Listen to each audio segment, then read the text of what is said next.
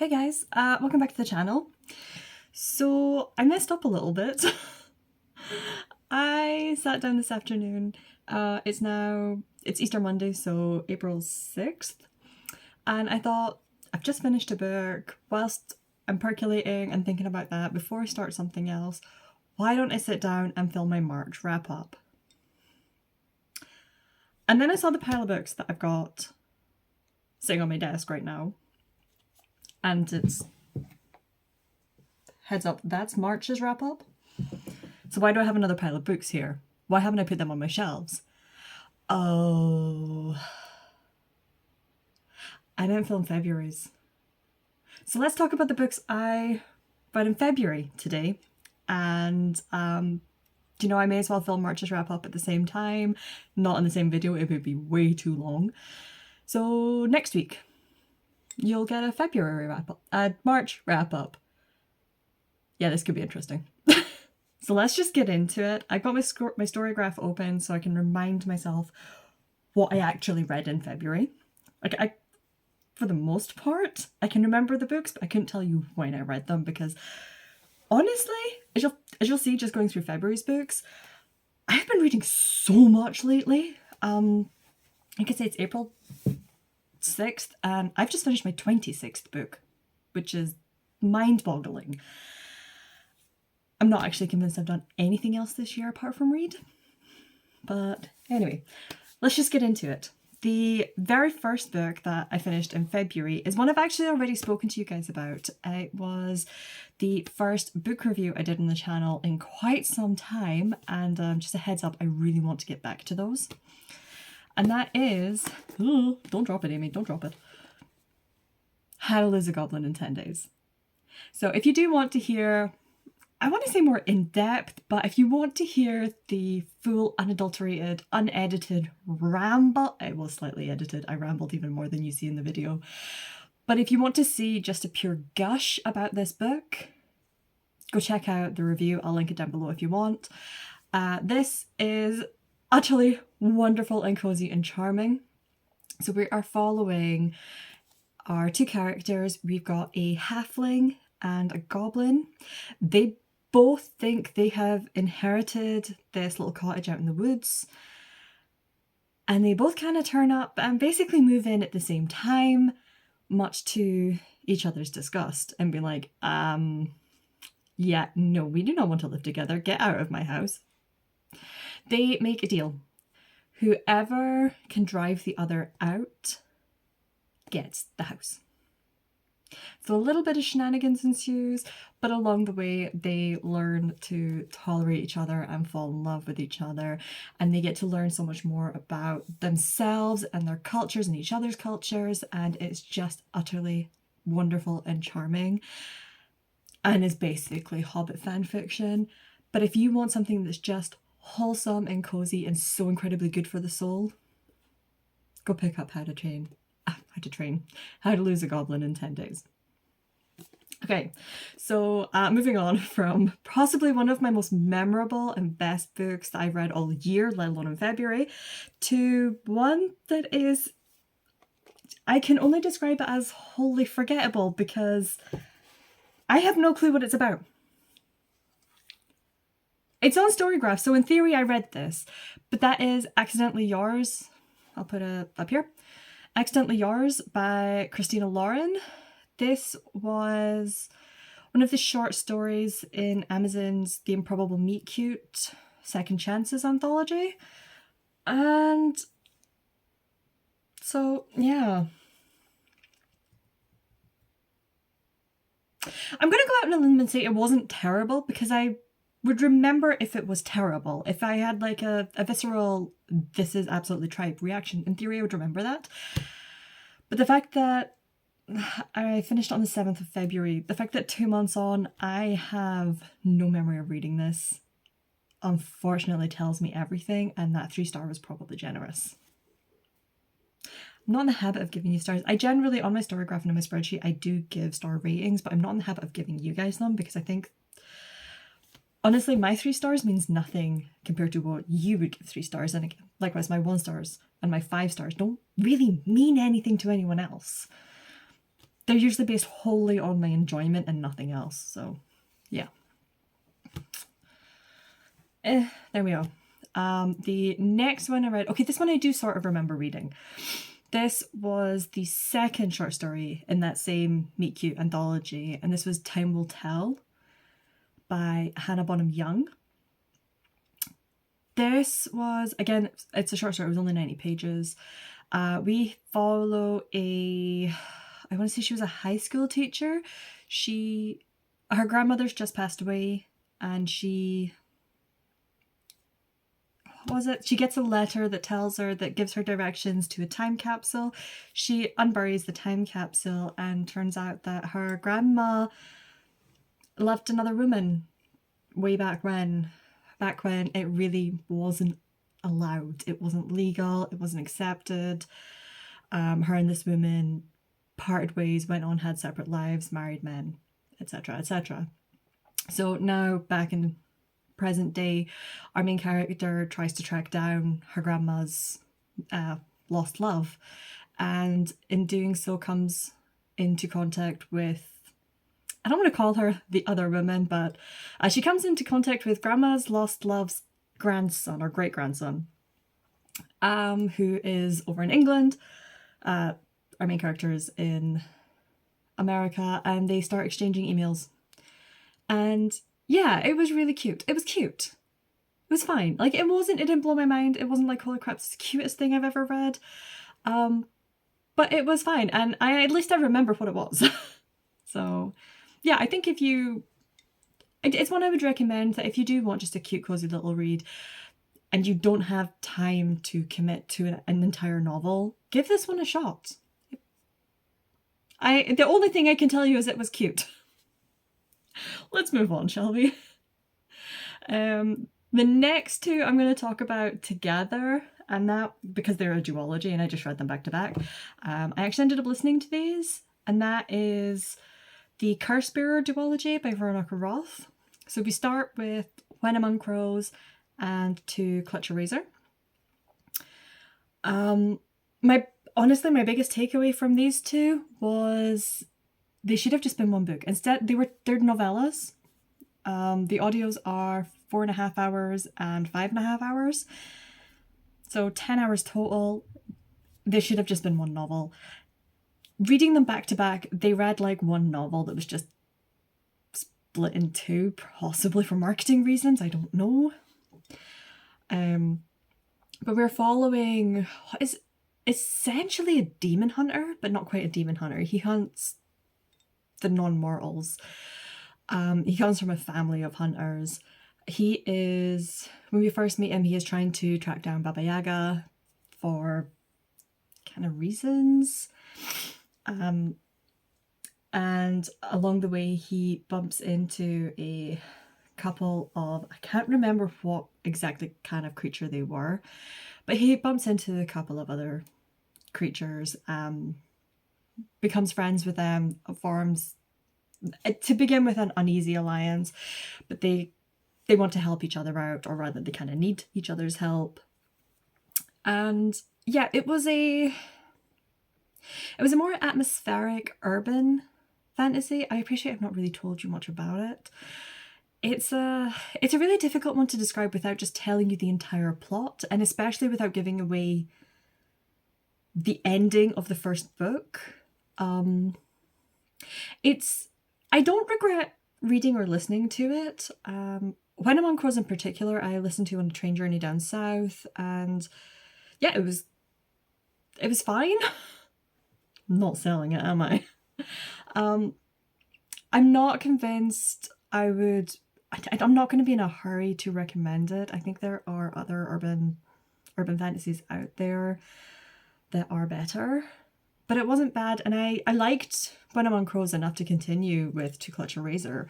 I feel To Clutch a Razor was definitely the better of the duo, so it's one that if you try When Among Crows and you enjoy it and you're like, is it worth moving on to the second one, then yes, absolutely. If you didn't enjoy When Among Crows, if you wanted perhaps a little bit more action, a bit more stakes, I think the stakes in To Clutch a Razor are definitely higher. if you want a bit more of a reason to care, move on to Clutch a Razor. It definitely improved as it went on. Just not enough that... I think this was Veronica Roth's adult debut. Veronica Roth wrote the Divergent series. And I think she's written a couple of other things since then. But this was her adult debut. And she's definitely she's tried to do something very different. Tonally, the characters are all very different from, like, the night and day from Divergent. And I don't want to say it didn't work, but I just needed something a bit more from it. Sorry, I apologize. The review for these two has been, may as well have not been a review. But yeah. Moving on, I then finished Blood to Poison by Mary Watson. This is a YA contemporary fantasy. And yeah, I've got very mixed feelings about this one. I'm definitely I've completely left my YA phase. I've grown up. I'm 36. YA is always going to hit a little bit different, okay?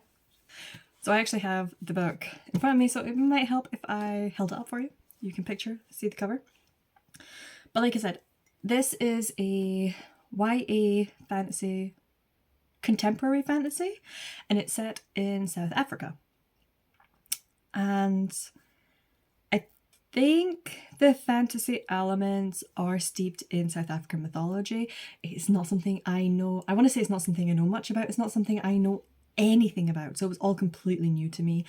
And I mean, I could be completely wrong and it might not be, but my kind of the feeling and the vibe I got from it is it is sort of like steeped in that more South African culture and mythology. But we're following our main character, Savannah, who has been cursed. And it's not that she specifically has been cursed, but there's a curse that passes through her family line, and one woman from each generation is afflicted by it. This curse causes these women to die early. Her aunt was the last one to bear the curse before her, and she died very young. I want to say in her 20s, late 20s, early 30s.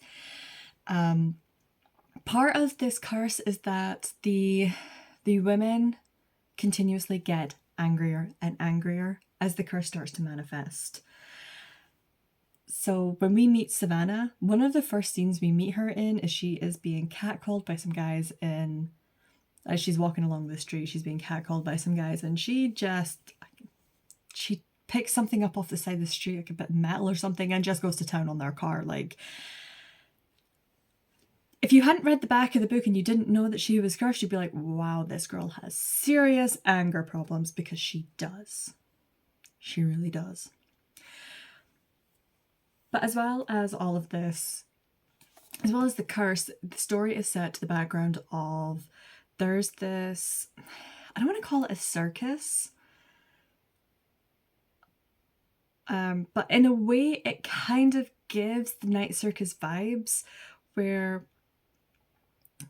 there is magic within the land, but it is only visible and known to those with magic. So us normal, mundane, non-magic folks, we don't see anything. And there's basically another half to the markets that are the magical side of it. We've also got, I guess it could almost be described as like a coven. But we've got, I think, what is it? The jackal, the hawk, the snake, and something else are basically deities that are represented by other women. And there's also a prophecy involving, also, the book is really, I love the cover and the effects. You only really see the jackal coming out in very specific lights. It's so beautifully done. But yeah, there's also a prophecy involving Savannah and how she is going to be potentially the downfall of everything as they know it.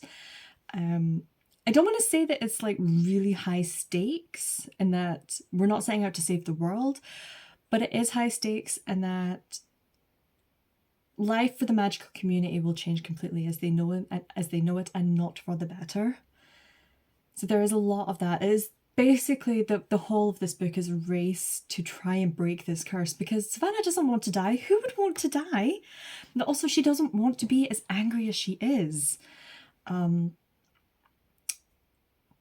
There is a lot of things in her life that do make her angry. There's a lot of antagonists and a lot of shit she's dealing with.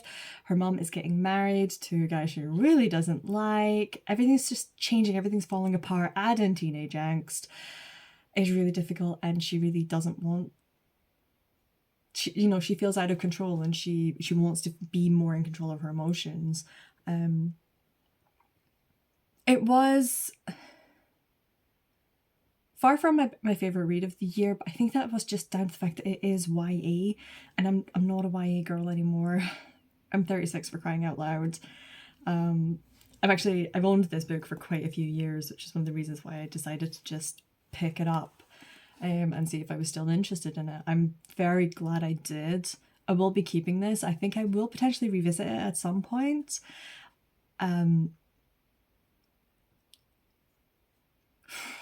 Told you anything about this book, anything about how I felt about it, certainly. I did enjoy it. I think the problem basically comes down to is sometimes it can be very difficult to relate to a character who is almost 20 years younger than you, with very different lived experiences. So that did struggle a little bit. And that did detract from my enjoyment of the book.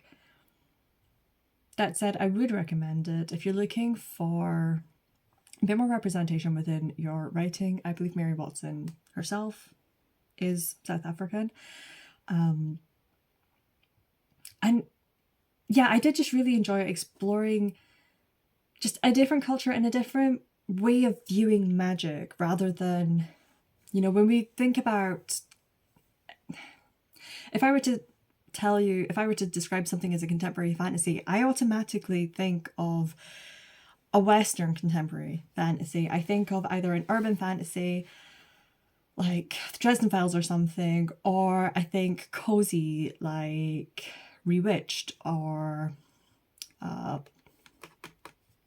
the Very Secret Society of Irregular Witches, that sort of thing. So it was really good, and I really enjoyed exploring just a whole different avenue.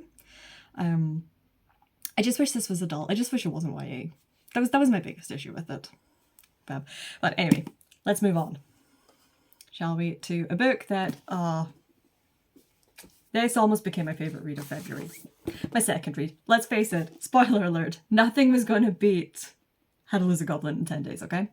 But this came close. And that is Second Chances in Newport Stephen. This is a contemporary romance. It is a second chance romance. We are following, what are our characters called? Eli and Nick. Eli has just come back to Newport Stephen in Florida, which is, to say it's a MAGA hotspot is putting it lightly. Here's the thing. This is the first time Eli has come home since he transitioned. He is a trans man. So this is the first time he's come home as himself.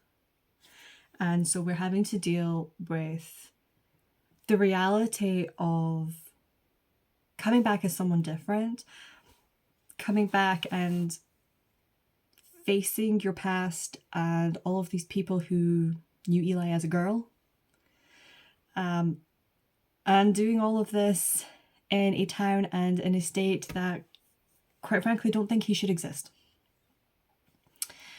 Whilst he is there, he bumps into Nick. Nick was his high school boyfriend.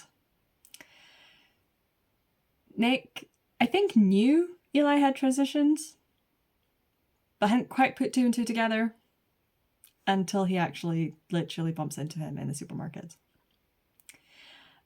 This was really sweet. This was really adorable. What I loved about this is that numerous times throughout it, there are conversations had, which I can't help but feel that in reality, 90% of the maybe 90% is probably being ungenerous, but a lot of conversations around coming out and being trans and all of this, they would not go as smoothly or as well as they did in this. This book was filled with, I think my best way to describe it is this is filled with conversations where this is how the author would want these conversations to go. This is how they should go ideally, not necessarily how they do in reality. Yeah? You kind of get what I'm saying? Which is not to say that none of this felt realistic. It felt very realistic. And I kind of like that it has a more optimistic view, because I think the more that we write in this is how we want things to be, this is how things should be, unless in the unfortunately this is how things are, then the more we see written examples of how things could be, the more likely they are to become. Does that make sense? There's this beautiful, I can't remember the exact quote, but there's this beautiful scene and we're having a conversation with Nick. And because Nick is having to, throughout this, whilst Eli has obviously come to terms with the fact that he's trans and he has transitioned, so he's had a lot of time, and not to say that it's been easy, but he's had a lot of time to get through and put that work in and do that work in that self-discovery and that self-realization. Nick is now having to come to terms with the fact that maybe I'm gay, because up until now, as far as he's been concerned, he's been a straight man. And there's this beautiful conversation that happens between Nick and his ex-wife, who they still have a very excellent, amicable relationship. They're raising a daughter together, obviously in separate households, but they have this incredible conversation where she suggests to him, like, have you ever thought that maybe you might be ace? Or at the very least demi? Because Nick to this point has only ever been in 2 serious relationships. Eli in high school and his ex-wife. And obviously Nick then has to go, we get to view Nick going through this journey of self-discovery, and it's just absolutely wonderful and heartwarming. And beyond this really lovely conversation that they have, it's just have you thought about this? Just food for thought. And she's like totally nonplussed and very, very accepting about it and really encouraging. But beyond that, there's when Nick himself is explaining it to, I believe he's explaining it to Eli, like what he's going through and things. He says, because both of these characters are now in their 40s, and that's another thing. It was great reading about characters in their 40s. I just finished 2 books where characters were in their 20s, and one of them started in their 18. I'm like, I had to skim read those bits. But Nick talks about how it's so incredible that even in his 40s, he's still learning things about himself. And that was just, that's going to stay with me for a long time. We always, because no matter how set in our ways and just how habitual we get and our routines, there is always, it is never too late to grow and learn and evolve. And it is never too late to try and improve ourselves and to be our best persons and to be our most authentic person, our most authentic self. Yes? Now, the only reason this did not come close to being my second favourite book, was it my second? Yeah. I mean, to be fair, it still might have been my second favourite book of February. But the only reason it didn't come close to toppling How to Lose a Goblin in 10 Days is that right towards the end, we basically had a third act breakup. Heads up, there is a sort of third act breakup. And it is miscommunication driven. And I'm so over miscommunication. So yeah, that unfortunately like really knocked it down a peg because I kind of came out in nowhere almost, and I was like, I feel like I expected better from both of them. They had me believing in them so much that by the time this happened, I was like, no, you are both better than this. You can both shut up and listen to the other and stop making assumptions. So yeah, that knocked it down a peg, and it just left me feeling kind of by the end. But for the most part, this was a really wonderful, lovely read. Okay, moving on. We got this. We can do this. Is that the second? Yes, the second to last book I read was The Wedding People by Alison Espach. This, I'm going to be honest with you, this is what I wanted the Midnight Library to be. The way certain themes were handled, the way things were approached, the way relationships were approached, this is what I wanted the Midnight Library to be. This is how the Midnight Library should have been. So what is it? The Wedding People is I would just call it a contemporary fiction. It's not a genre fiction, it's just a contemporary literary fiction. And we are following our main character, whose name I cannot remember. I read it, I've actually borrowed this one from the library. But our main character has... It's not that everything in life has fallen apart, it's just that everything in her life has just kind of slowly faded and crumbled away, and she's just feeling so incredibly despondent, and what is the point? She has nothing going for her. She feels like she has nothing going for her. She has no one left. Her cat's just died. Yeah. Why? What's even the point? So she books a night at a very expensive hotel, and just the one night she gets herself dressed up and she turns up at this hotel with the intention of killing herself. She's going to give herself basically one last good night, and then that's it, she's done. Thing is, there was a bit of a booking error, and she should never have been able to book this hotel in the first place, because it has actually been fully booked out for a wedding. And so she arrives there and she ends up in the elevator with the bride. It's like who explains it like, no one else, you shouldn't be here, but okay, like you shouldn't have been able to book this, but sure, fine. Explains that she's actually got the hotel booked out for the entire week for her wedding week.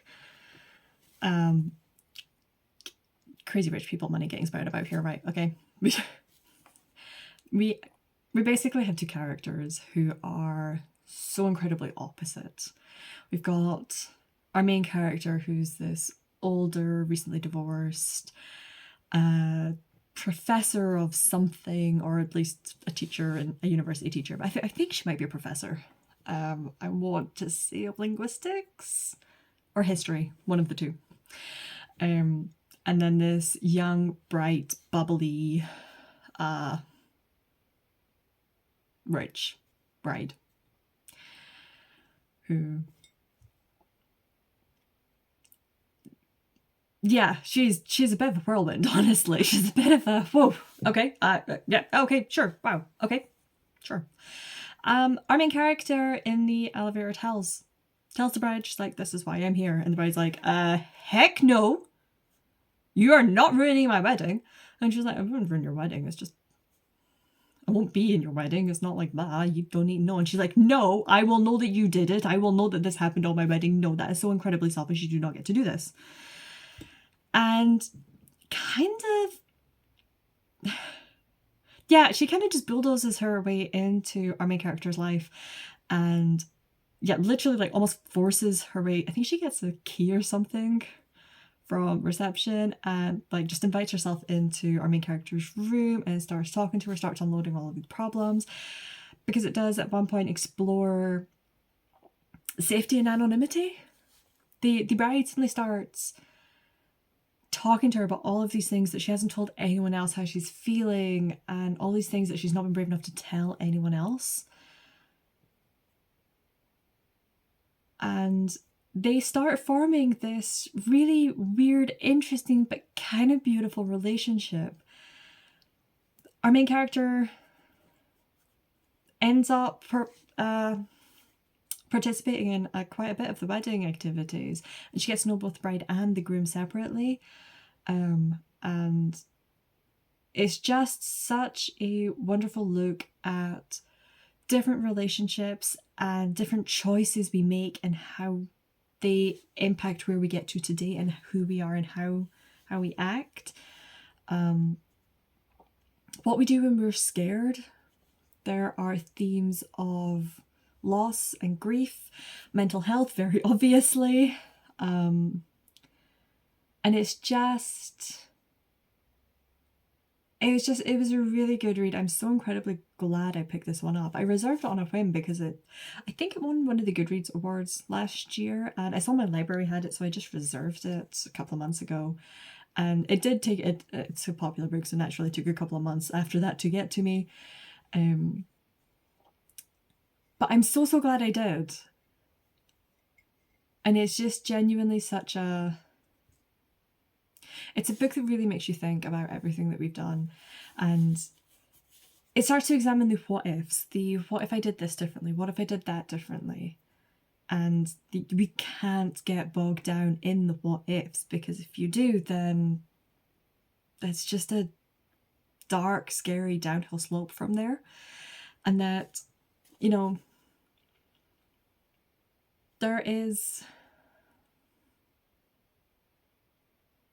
there's hope in life, I think, as long as you have agency within it. Don't let life happen to you. Take life by the reins. That was my takeaway from it, at least.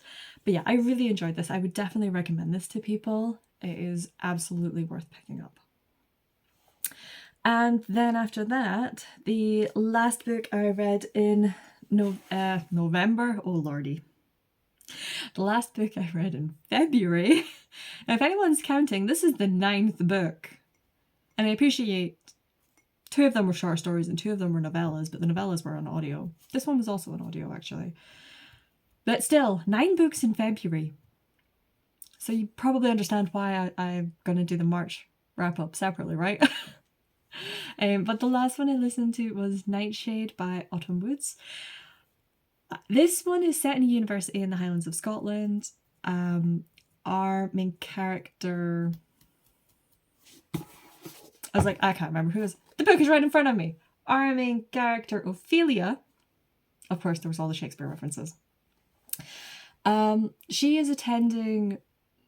It's not Nightshade, it's Sorrow Song University. She ends up in Nightshade Halls.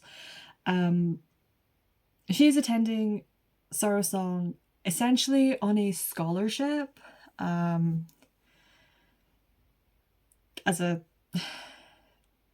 She basically gets it as a consolation prize because her parents died. Her parents used to work at Sorrow Song and they both died tragically in a helicopter accident. Ophelia is not convinced that it was an accident. She thinks there was foul play. Sorrow Song is a university where it's all the rich and famous go, but also the rich and infamous go. There's a lot of next top models, and then there's also the sons of mafia bosses and that sort of thing. So Ophelia basically accepts the invite to come study at Sorrow Song because she wants to investigate and dig deeper into what happened to her parents. I picked this up because one, it kind of sounded interesting. It's set in the Scottish Highlands, but everything about it, I was reading it going, I think this is a romantasy. I think this is going to be sort of like a slightly darker romantasy, but yeah, I'm up for this. There's no fantasy elements about this. This is entirely dark fiction. Dark contemporary romance. No, it's not. It's just contemporary romance. It's dark academia. This is dark academia romance. I don't know why that didn't trigger me when I first picked it up, but hey-ho. The thing is, it reads like a fantasy. It reads like a romantasy. In that certain things that happen, certain choices that are made, I'm just like, I feel like you could pull this off better if we were in a fantasy setting, but in a real world setting, it just feels a little contrived. Yeah. I did enjoy the relationship that starts budding between her and Alex. Yes, Alex Corbo Green, who is the male main interest, the male main character, who is, without giving too much away, he is kind of indirectly involved with what happened to her parents. So we have it's almost like the forbidden love trope going on there, where they're both falling for each other. But on Ophelia's side in particular, she's like, I can't do this with him because of reasons. But ultimately, this was quite entertaining. It wasn't the best thing I've ever read. I do have to give Autumn Woods props. I don't know if she lives in this area, or I imagine she's probably American. A lot of people who write this sort of book set in Scotland are usually American. I might be making wild assumptions there, but yeah. But either way, research went in, because there's a couple of times where our character, at least once at least, but a couple of times like geography is mentioned, and at one point she gets driven from the university into Inverness, and some of the landmarks you're like, huh, like yes, that's accurate, that is accurate, that yes, you would pass that particular lock, yes. Okay, points for that. And it feels weird because, like, yes, you could go onto Google Maps and do that. But I did spend more time than I want to admit on Google Maps trying to figure out the rough location of Sorrow Song. It's like an hour's drive out of Inverness, northwestish, which married up with some of the landmarks she was giving us. But yeah, all this to say, I ended my February reading on a fairly entertaining note. So I'm gonna wrap up there because that was 9 books. I still have to do March's wrap up at some point today. And maybe edit this and get it up to you. I might do that tomorrow after work. We'll see how I feel. But yeah, how did your February reading go? Or just your reading in general? How's that been going? Let me know. Like if you like this, I guess. Subscribe if you would like to. And I'll see you guys in the next one. Bye.